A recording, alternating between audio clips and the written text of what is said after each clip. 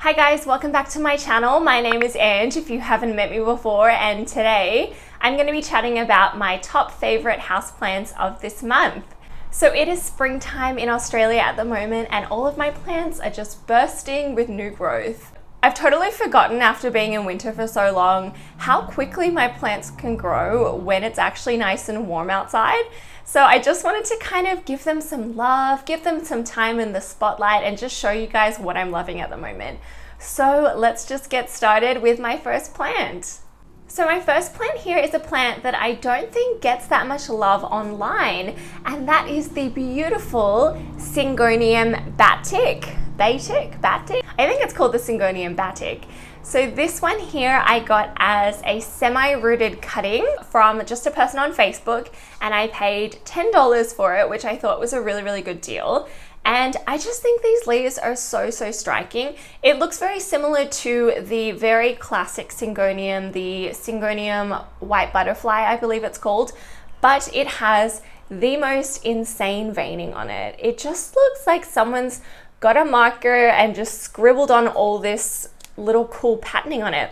So it has put out so many leaves in the past few weeks. This one is one of the newest leaves here, and you can just see how insane that variegation is. I find Syngoniums are always really easy to take care of. I've never had pest problems really or any growth problems with them. I find them really quick growers. So the way I take care of this one is I keep it in some really bright indirect light so no harsh sunlight gets on the leaves, and then I let the soil completely dry out and I give it a good thorough soaking. And it is just giving me so much love. At the moment I'm just using a chopstick to help keep it upright, but at some point when I'm not so lazy, I will put it on a pole, but for now it's doing absolutely fine, and this is just so stunning. We can see a new leaf here. If you haven't got one of these, then I would strongly recommend picking it up because it will give you so much new growth, and they are definitely not as expensive as some of those other Syngoniums on the market at the moment. I always see them for about $10 to $20 for a cutting or a little mini plant, so definitely go pick one up. So of course you know that I am absolutely Hoya crazy, so the next two plants are Hoyas that are currently giving me so much new growth.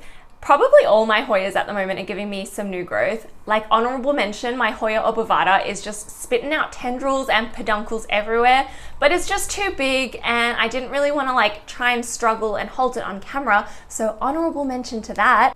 But the first Hoya I would like to show you is the Hoya Potsii Chiang. So this one has just absolutely taken off. You can see these new tendrils that are coming out. For anyone who's not familiar with Hoyas, they do stick out tendrils first before putting out new leaves. So don't worry, it will fill in itself in a little bit, but you can just see how freaking massive these new leaves are. They've got this gorgeous veining on it, and the leaves are very thick and it's kind of semi-succulent, and they're just absolutely stunning. I give this one a lot of light. I probably even give it too much light. It is in a southwest facing window, so the light in the afternoon is pretty strong, but it hasn't burnt yet. I just find that it dries out so quickly. Every few days I'm needing to water it. It is pretty root bound in this pot here, but I find Hoyas don't actually mind being a little bit root bound. I probably will only repot it if I can see lots and lots of roots coming out through the bottom. But yeah, I am absolutely in love with this one. I do have another Hoya Potsii Chiang just under here, underneath my grow light, but that is just a little baby. So this one is my big mama. Oh, I am so excited. I really want this one to give me some peduncles and let it flower, but no peduncles as of yet, but that's okay. We will just bask in her beauty. Absolutely stunning. This one did take a tumble because it's hanging up on the window, and it completely cut my sundew in half. So it just landed on my sundew and just cut it right in half. So I mean, I didn't really appreciate that, but I still love this plant. The second Hoya I have to show you guys is a Hoya that I was struggling with for actually quite a while, and this is my Hoya Lacunosa Eskimo. So this one, I bought it as two really small plants that I popped together to make one fuller plant. And for the longest time, it was struggling. It was just dropping leaves. I pulled it out of its pot and I could see there was a lot of root rot. It was just not a happy plant. So I popped pretty much all of the plants into water, and I even took a few cuttings, which, by the way, propagated so quickly.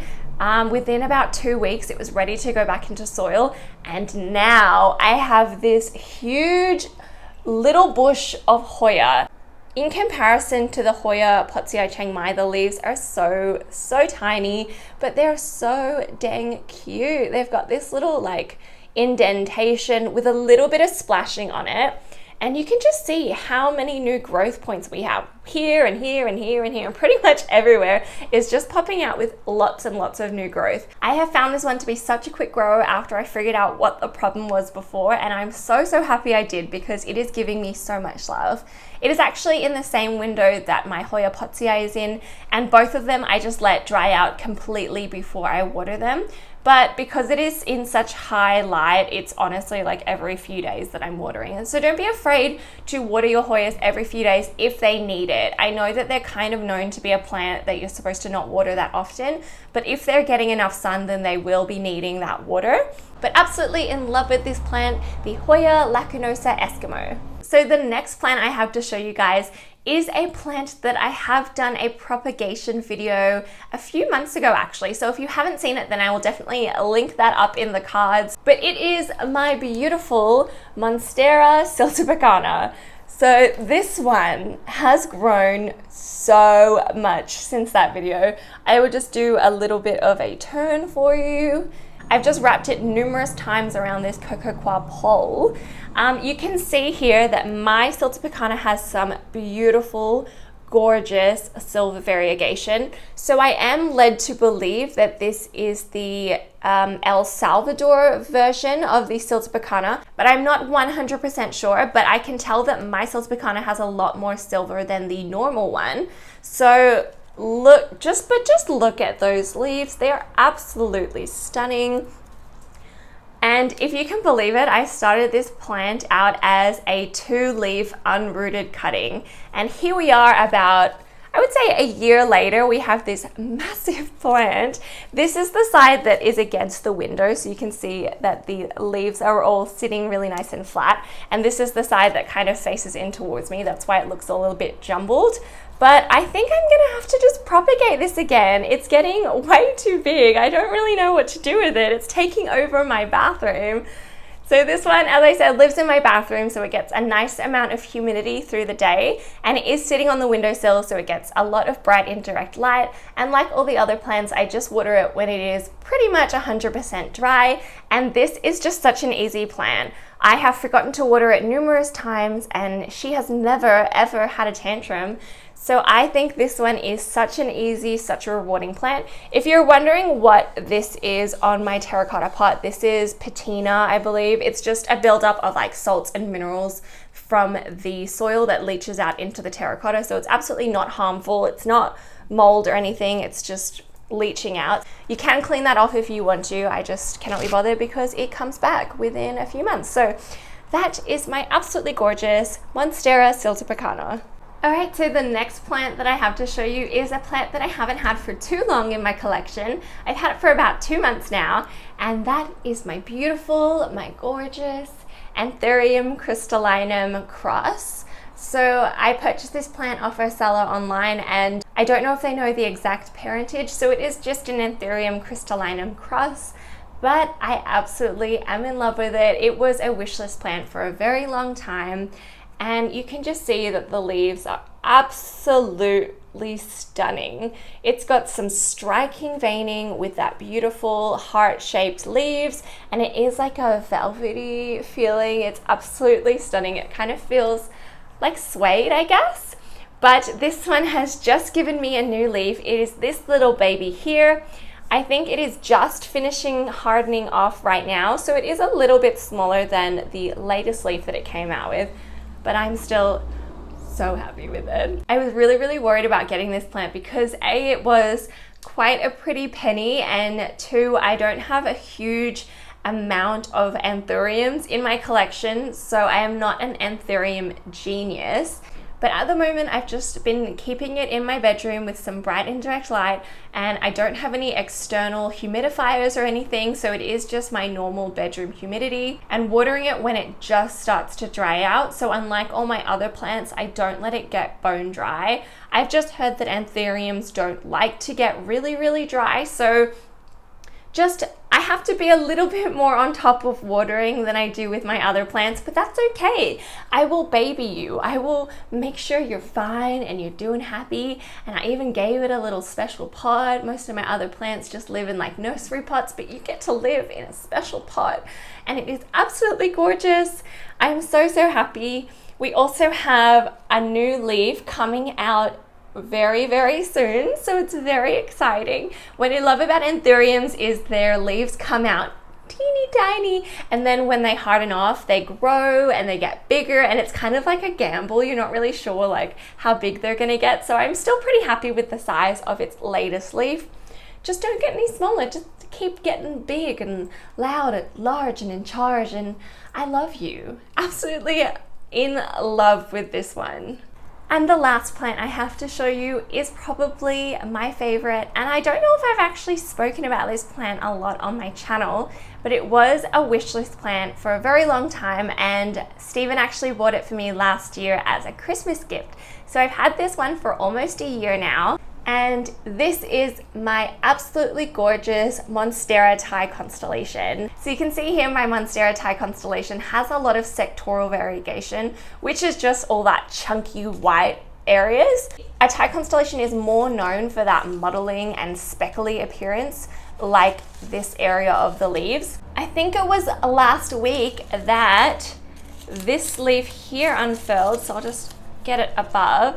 So this here is its newest leaf, and you can see just how big it is in comparison to my head. It's quite heavy, so I can't really lift it up too much, but it has gorgeous sectoral variegation. It is massive. It hasn't started out the secondary fenestrations yet, but I'm okay with that. I'm not actually a huge fan of secondary fenestrations on a Monstera. I absolutely just love the normal fenestrations. However, this is a plant that I have struggled with a little bit. So as you can see, we said that there was a lot of sectoral variegation. And I found that after a few months of putting the new leaf out, the older, just plain white areas will go brown and pretty much just kind of fall off. So you can see it here with the oldest leaf. It's just white and then it goes completely brown.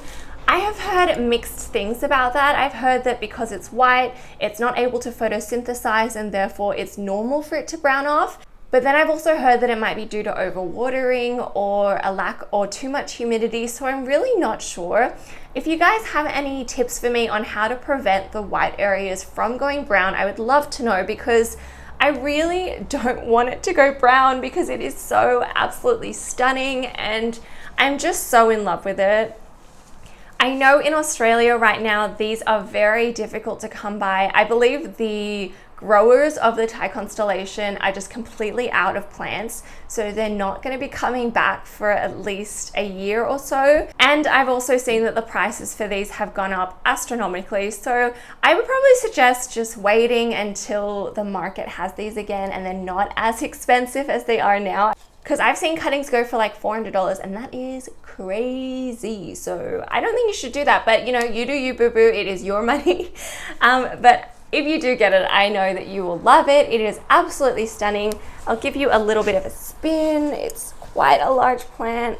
These, I think it was about this big when I got it. Maybe this leaf as well, but I can't remember. But you can see it has just spit out so much more white and I'm absolutely in love with this. But again, if you have any care tips, then please let me know because I want to keep that white. I want to keep it. It's just so pretty. It's just so pretty. Alright guys, so that is it for my top favorite houseplants at the moment. I hope you enjoyed this little growth update video. If you did, then please hit the thumbs up. And if you haven't already, then hit subscribe because I post 2 plant videos every single week. And I'll see you guys in my next one. Alright, bye!